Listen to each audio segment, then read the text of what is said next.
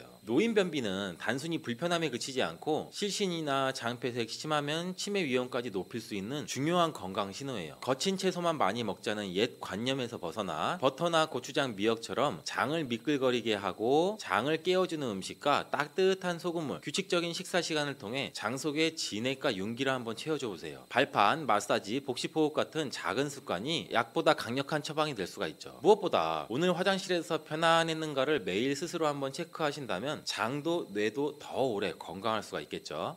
여러분 혹시 머리를 감다가 갑자기 늘어난 흰머리에 깜짝 놀라보신 적 있으세요? 아니 염색한 지 한 달도 안 됐는데 왜 또 새치가 이렇게 많지 하고 거울을 한참 들여다보셨다면 오늘 이야기에 귀 기울여 주세요. 누구나 나이가 들면 머리가 하얘지는 건 자연스러운 일이지만 최근 연구에서 혈중 콜레스테롤 수치가 높을수록 새치가 빨리 생길 수 있다는 흥미로운 결과가 나왔어요. 이 혈관 속 기름때와 머리카락의 색소가 어떤 관계가 있을까요? 의외지만 둘 사이에는 산화 스트레스라는 다리 하나가 놓여 있어요. 콜레스테롤이 많아지면 혈관 안에서 과산화지질이 늘어나고 이 산화 물질이 모낭 속 멜라닌 세포까지 공격해서 흰머리가 늘어날 수 있다는 거예요. 한마디로 혈관 기름이 머리카락 색도 지운다는 뜻이죠. 오늘 영상은 바로 이 지점에서 출발하죠. 고지혈증이 왜 무서운지, 혈관뿐 아니라 피부와 머리카락까지 어떻게 망치는지, 그리고 어떻게 하면 간단한 생활 습관만으로도 돌이킬 수 있는지 60대 이상 시청자분들이 이해하기 쉽도록 차근차근 풀어드릴게요. 먼저 용어부터 정리할게요. 병원에서 피검사를 하면 총 콜레스테롤, 중성지방, LDL, HDL 보셨을 거예요. 넷 중에 특히 중요한 게 보이는 값이 LDL이에요. 일명 나쁜 콜레스테롤이죠. LDL 입자가 혈관벽 틈새로 스며들어서 산화되면 거기서부터 이 지방 플라크가 생겨요. 플라크는 마치 수도관 안쪽에 끼는 녹처럼 혈관을 점점 좁히고 딱딱하게 굳히고 결국엔 깨져서 혈전을 만들죠. 그 결과 심근경색이나 뇌졸중 같은 치명적인 사고가 터지죠. 하지만 문제는 모든 과정이 조용히 아프지도 가렵지도 않게 진행된다는 데 있어요. 그래서 고지혈증은 소리 없는 시한폭탄이라고 부르는 거예요. 콜레스테롤은 무조건 적이어야 한다. 꼭 그렇진 않죠. 우리 몸은 콜레스테롤을 재료로 삼아 세포막을 만들고 성호르몬, 부신호르몬을 합성하고 햇빛을 받아 비타민 D를 만드는 등 중요한 작업을 해요. 문제는 필요한 양보다 훨씬 많이 쌓일 때죠. 원래 간에서 알아서 조절하지만 설탕이나 포화지방, 트랜스지방, 과음, 흡연, 스트레스, 비만 등등 겹치면 생산과 소비의 균형이 무너지죠. 이때 여분의 콜레스테롤이 혈관뿐 아니라 모낭에도 악 영향을 주죠. 그럼 왜 흰머리가 늘까요? 모발색을 만드는 멜라닌 세포는 활성산소에 특히 약한데 고지혈증 상태에서는 혈액 속에 과산화질과 염증 전달 물질이 많아져요. 이것이 두피혈관을 타고 올라와서 모낭을 산화스트레스에 노출시키고 멜라닌 세포를 일찍 죽이거나 기능을 떨어뜨리게 되죠. 결국 멜라닌 색소가 줄어들면서 모발색이 빠르게 빠지고 검은색 머리가 회색, 흰색으로 바뀌는 속도가 빨라지는 거예요. 실제로 2천여 명을 대상으로 한 이 인도 연구에서 LDL 160 이상인 군은 100 미만인 군보다 조기 백발 비율이 2배나 높았다고 해요. 요즘 들어 새치가 부쩍 늘었다면 미용실 예약보다는 먼저 혈액 검사를 받아보시라는 이유가 여기 있어요. 이제 어떻게 낮출까가 중요하죠. 약을 쓸지 생활 습관만으로 해결할지는 수치와 동반 질환에 따라 다르지만 전체 콜레스테롤 관리에서 70%는 생활 습관이 좌우되죠. 가장 먼저 식탁을 바꿔야겠죠. 튀김, 패스트푸드, 라면, 국물, 크림 가득한 빵은 일단 횟수를 줄이시고 트랜스지방과 정제 탄수화물이 콜레스테롤 공장에 기름을 붓는 격이잖아요. 대신 올리브유 한 스푼을 생채소에 뿌려 먹고 생강을 따뜻한 차로 끓여 하루 한 잔 드셔보세요. 올리브유의 올레산은 LDL을 낮추고 HDL을 올리고 생강의 진저롤은 혈관 염증을 줄여주죠. 목포 근처에 사시는 구독자분이 국 끓일 때 미역 대신 썰어넣는 이 다시마 덕분에 LDL이 20 정도 내려갔다고 자랑하셨는데 다시마 속 알긴산은 장에서 콜레스테롤 흡수를 40% 가까이 잡아주는 강력한 수용성 식이섬유예요. 운동은 어떤 게 좋을까요? 무릎이 시큰한데 뛰라고 하면 부담스러우시잖아요. 걷기부터 시작하시면 돼요. 일주일에 5일 하루에 30분 정도만 빠르게 걸어도 HDL이 5에서 10 정도는 올라가고 HDL은 LDL을 간으로 끌고 가 재활용하는 청소부 역할을 해요. 그래서 많이 올라갈수록 좋죠. 만약 허리가 괜찮으시면은 아령 1, 2kg짜리를 들고 팔굽혀펴기 대신 벽밀기 운동부터 해보세요. 근육량이 늘면 기초대사량이 올라가서 지방 사용량이 함께 늘어 LDL 줄어들죠. 흡연은 백해무익하지만 50년 피웠는데 이제 와서 끊어도 의미가 있냐? 이 말도 듣죠. 정답은 끊는 순간부터 의미가 생긴다예요. 담배를 끊은 지 24시간이 지나면 혈액 속 니코틴 대사산물이 사라지고 3개월이면 폐 기능이 10% 이상 회복되고 그리고 1년이 지나면 담배로 인한 LDL 산화 속도가 비흡연자 수준으로 떨어진다고도 하죠. 금연은 새치 증가가 눈에 띄게 줄었다는 보고도 있으니 머리카락 때문이라도 멈춰볼만 하죠. 그럼 음주는 어떻게 할까요? 적당한 술 한 잔은 혈액순환에 좋다는 옛말 고지혈증 앞에서는 사실이 아니죠. 알코올은 간에서 중성지방 합성을 폭주시키고 다음날까지 LDL을 끌어올려요. 60대 이상이라면 일주일에 2회 이내에 한 번에 맥주 작은 캔 하나, 소주 한 잔이면 적당해요. 이 이상이면 하지만 간이 지방 합성 공장으로 돌변한다고 기억해 주세요. 그리고 스트레스, 코르티솔 이야기도 많이 들어보셨죠? 스트레스 호르몬인 코르티솔이 높으면 간이 당과 지방을 빨리 만들어 혈액으로 보내, 이런 신호를 계속 받게 돼요. 콜레스테롤 수치가 자연스럽게 올라가고 인슐린 저항성도 생겨서 당뇨 위험까지 커지게 되죠. 매일 10분이라도 복식 호흡 해보세요. 코끝으로 숨을 들이마셨다가 입술을 오므려 천천히 내쉬는 방법인데 1분에 6회 이하로 호흡수가 떨어지면 부교감 신경이 활성화돼서 코르티솔이 내려가요. 한림대학교 연구팀은 60대 참가자에게 8주간 복식 호흡을 시킨 결과 LDL이 평균 15 정도 떨어지고 HDL은 3 정도 올랐다고 해요. 무료인데 효과는 약 못지 않으니 꼭 한번 해보세요. 혹시 약을 이미 복용 중이세요? 스타틴 계열, 에제티미브, 피타바스타틴 등등 여러 계열이 있잖아요. 약을 드셔도 생활 습관을 바꾸지 않으면 약 용량도 계속 올라갈 수밖에 없어요. 반대로 올리브유, 다시마, 걷기, 금연, 절주, 복식 호흡을 꾸준히 지키면 6개월 내 의사가 용량을 줄이거나 약 하나를 빼자고 할 가능성도 커지죠. 약값 부작용 부담이 줄어든다는 뜻이죠. 또 스타틴 계열을 드시면은 근육통이 생긴다고 중단하고 싶다는 분들이 있는데 의사 선생님과 상의해서 피타바스타틴이나 로스바스타틴 저용량으로 바꾸면 해결이 되죠. 마지막으로 세치와 탈모까지 걱정이라면 모낭에 직접 도움 주는 방법을 하나 덧붙일게요. 두피에 스칼프 브러싱을 해줘 보세요. 샤워 전에 빗살 간격이 넓은 브러쉬로 정수리 부분부터 목덜미 방향으로 3분 정도 두드리듯이 빗어주는 거예요. 혈류가 좋아져 모낭의 산소 공급이 늘어나고 과사화질로 지친 멜라닌 세포의 회복을 도와요. 일본 오사카 시립대 연구 결과 고지혈증 환자에게 스칼프 브러싱을 12주 시행하자 세치 증가 속도가 30% 정도 늦춰졌다고 해요. 돈 한 푼 안 들이고 시원하게까지 하니 오늘 바로 한번 해보세요. 꼭 기억해야 할 내용은 혈액 속 기름때, 즉 LDL 중성지방이 많으면 혈관만 막히는 게 아니라 머리카락까지 희게 만든다는 거죠. 하지만 생활 습관을 조금만 바꿔도 수치는 내려가고 세치 속도도 늦출 수가 있어요. 올리브유, 생강, 다시마를 가까이 하고 튀김, 칠레슨 지방, 단맛 가득한 빵을 멀리하는 것이 중요하죠. 걷기와 근력 운동은 HDL을 올려 주머니 청소부를 늘리고 복식호흡은 스트레스 호르몬을 낮춰서 간의 지방 생산을 줄이는 것, 그리고 금연 절주는 기본이고 두피 브러싱으로 직접 모낭 혈류까지 살려주면 머리숱, 혈관, 심장 3마리 토끼를 잡을 수 있습니다.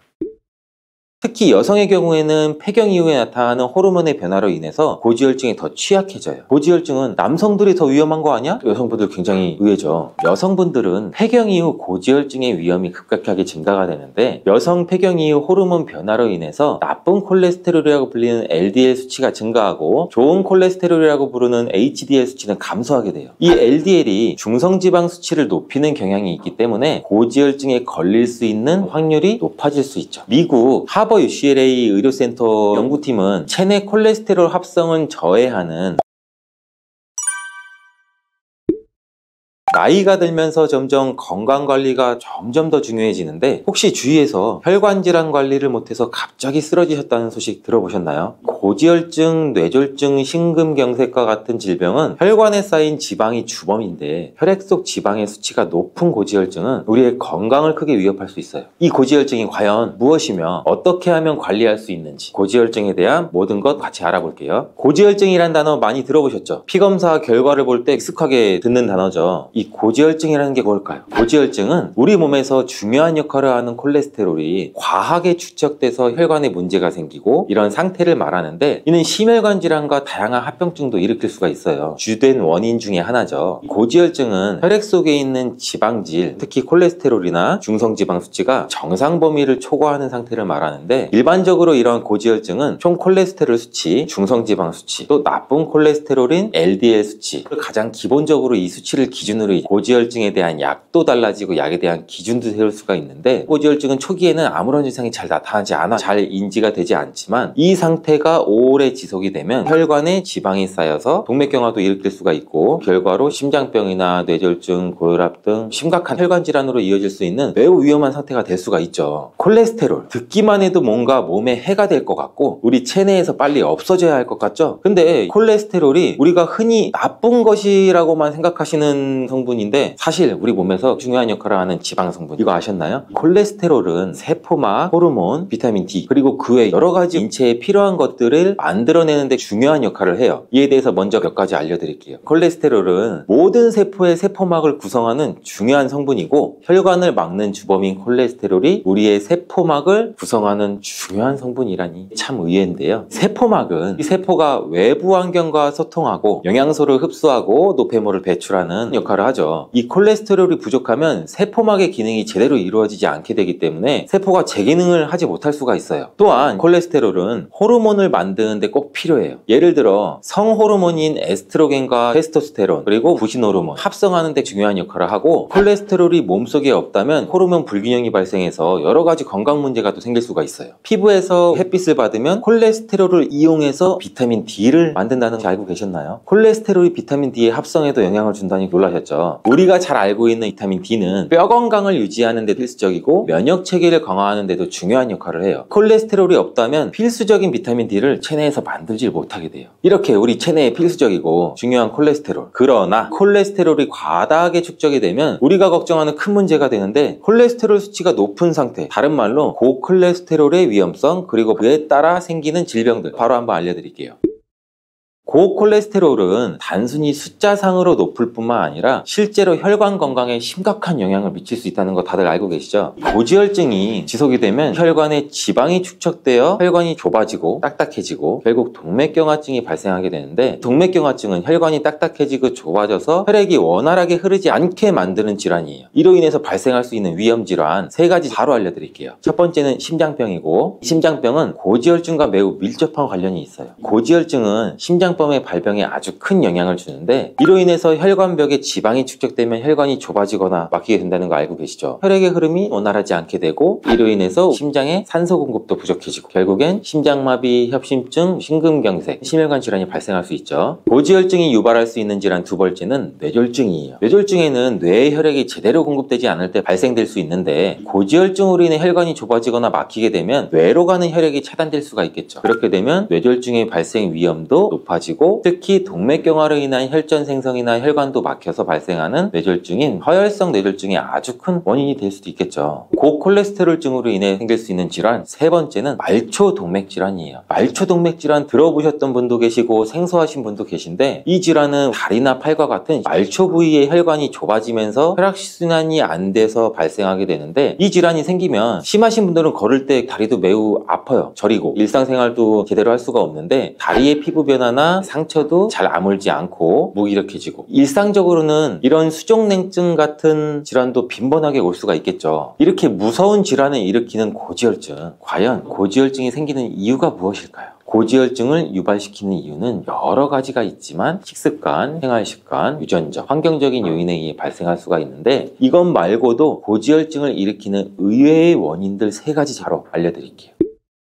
첫 번째, 나이와 성별이에요. 우리가 흔히 얘기하는 가족력이라고 얘기하는 유전적 요인 말고도 자연스럽게 나이가 들면서 고지혈증의 위험이 커져요. 이는 호르몬의 변화, 대사율 감소, 그리고 혈관의 탄력성 감소 등의 이유로 발생하게 되는데, 특히 여성의 경우에는 폐경 이후에 나타나는 호르몬의 변화로 인해서 고지혈증이 더 취약해져요. 고지혈증은 남성들이 더 위험한 거 아니야? 여성분들 굉장히 의외죠. 여성분들은 폐경 이후 고지혈증의 위험이 급격하게 증가가 되는데, 여성 폐경 이후 호르몬 변화로 인해서 나쁜 콜레스테롤이라고 불리는 LDL 수치가 증가하고 좋은 콜레스테롤이라고 부르는 HDL 수치는 감소하게 돼요. 이 LDL이 중성지방 수치를 높이는 경향이 있기 때문에 고지혈증에 걸릴 수 있는 확률이 높아질 수 있죠. 미국 하버 UCLA 의료센터 연구팀은 체내 콜레스테롤 합성을 저해하는 스타틴 계열의 약물을 복용하고 있는 폐경기 여성 579명을 대상으로 심혈관 질환 발병률을 추적 관찰했대요. 폐경 이후 여성 호르몬의 급격한 감소로 인해서 심장 동맥의 플라크 수치가 고령 여성의 경우 젊은 여성에 비해 훨씬 빠른 속도로 증가된다고 발표했어요. 그래서 젊었을 때보다는 중년 이후에는 남녀 불문하고 고지혈증을 관리하는 게 중요하다고 말씀드리는 거예요. 2번째는 고지혈증을 일으키는 원인은 비만이에요. 많은 논문과 실험을 통해서 과체중이나 비만은 고지혈증의 주요 원인 중 하나라고 입을 모아 말씀하시는데, 비만이 되게 되면 지방세포가 비정상적으로 또 커지게 되고, 이 세포에서 염증 물질이나 호르몬이 분비가 되는데, 이로 인해서 지방대사가 비정상적으로 이루어져요. 이것이 지속이 되다 보면 결국에 중성지방과 나쁜 콜레스테롤인 LDL 수치가 높아지고 좋은 콜레스테롤인 HDL 수치는 낮아지는 거죠. 또한 비만은 인슐린 저항성도 증가시키게 돼서 혈액 내 혈당에 대한 인슐린의 반응이 잘 안 된다. 쉽게 설명드릴 수가 있는데 이게 혈당 조절 문제도 일으키게 되고 콜레스테롤, 중성지방 농도도 급해서 지방이 간에 축적이 돼서 지방간과 같은 증상도 일으킬 수가 있겠죠. 고지혈증을 막기 위해서는 체중 관리가 필수라는 거 잘 아셨죠? 고지혈증에 악영향을 주는 세 번째 원인, 흡연과 음주예요. 담배는 백해무익이라고 하잖아요. 세계적으로 금연 캠페인도 많이 하고 있고 혈관 질환 예방을 위해서는 이 두 가지는 꼭 끊던지 줄이시는 게 좋은데 흡연과 음주는 고지혈증에 안 좋은 습관이에요. 흡연은 혈관도 수축시키고 나쁜 콜레스테롤인 LDL 수치도 높이면서 좋은 콜레스테롤인 HDL 수치도 감소시키는 원인이 되고 흡연은 혈관벽도 손상시키고 동맥경화증도 유발시킬 수 있고 심장병, 뇌졸중 나쁜 거를 마시고 계시잖아요. 또한 음주도 중성지방도 높일 수 있고 고지혈증도 일으킬 수가 있고 체중 증가에도 영향을 미칠 수가 있고 위에서 말한 비만으로 인해서 악영향을 줄 수가 있죠. 이렇게 위험한 고지혈증을 예방하기 위해서 먹어야 할 음식들도 궁금해 하실 거예요. 과연 무엇을 먹어야 혈관 건강에 도움이 되는지 세 가지 알려드릴게요.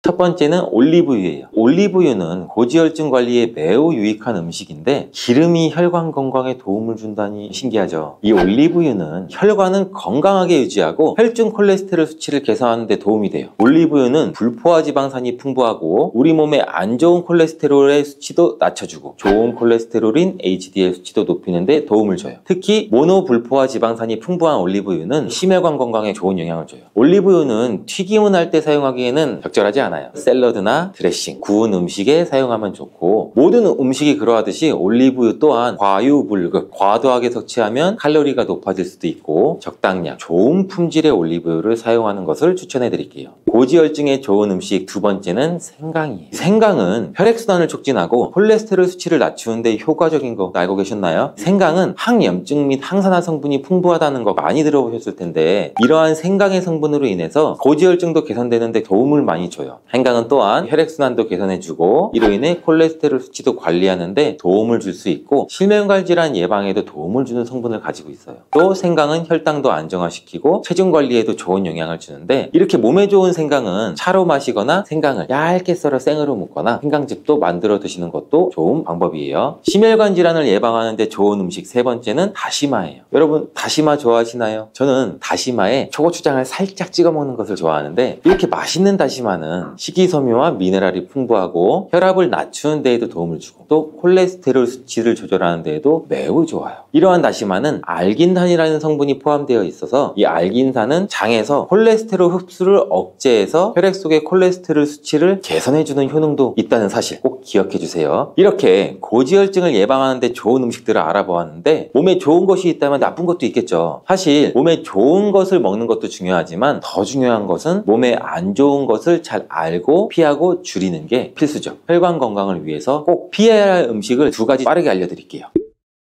고지혈증을 위해서 절대 피해야 할 음식 첫 번째는 튀김류예요. 튀김류에는 트랜스 지방이 많이 포함되어 있어서 나쁜 콜레스테롤을 증가시킬 수가 있어요. 트랜스 지방이 건강에 관심 있으신 분들이면 익숙한 단어일 거예요. 트랜스 지방은 식물성 기름을 부분적으로 경화시키는 과정에서 만들어지는 불포화 지방의 일종인데 자연적으로 일부 동물성 식품에서 미량 존재할 수는 있어요. 대다수 트랜스 지방은 가공식품, 튀긴 음식, 패스트푸드, 라면 등에 들어있죠. 이 트랜스 지방이 고지혈증도 악화시키고 체중 증가와 혈당 증가를 초래할 수 있는데 트랜스 지방은 체내 염증 반응도 촉진할 수가 있어요. 이게 지속이 되면 혈관에 손상도 주고 동맥경화도 가속을 시킬 수가 있고 결과적으로 심혈관 질환에 대한 위험을 높일 수가 있어요. 혈관 건강을 위해서는 꼭 피해야 하는 음식 두 번째는 빵입니다. 정제 탄수화물 빵은 혈관 건강에 악영향을 주는데 그 중에서 포화지방까지 함유되어 있는 경우가 많아요. 예를 들면 버터 대신 마가린을 써서 만든 크루아상, 고로케, 꽈배기, 튀김 빵 종류, 동물성 크림 대신 쇼트닝을 넣은 크림빵 같은 종류는 칼로리도 높고 포화지방도 들어있어 혈관 건강에도 안 좋아요. 또 흰빵이나 달콤한 빵은 혈당 수치를 급격히 올릴 수가 있겠죠. 중성지방도 증가시킬 수가 있고 정제된 탄수화물은 우리 몸에서 빠르게 당으로 전환이 돼서 인슐린 저항성도 초래할 수가 있기 때문에 가급적이면 빵의 섭취를 줄이시는 것을 좋고 맛있는 빵은 고지혈증을 악화시킬 수 있는 위험성을 명심해 주세요. 그래도 이렇게 맛있는 빵을 안 드실 수가 있으니 적당히 섭취하는 거 아시겠죠? 이번에는 콜레스테롤에 관한 문제 하나 드릴게요. 다 같이 한번 맞춰보세요. 문제 바로 나갑니다. 콜레스테롤의 70%에서 80%는 우리 몸에서 합성된다? 이 말이 사실일까요? 답을 알려드리겠습니다.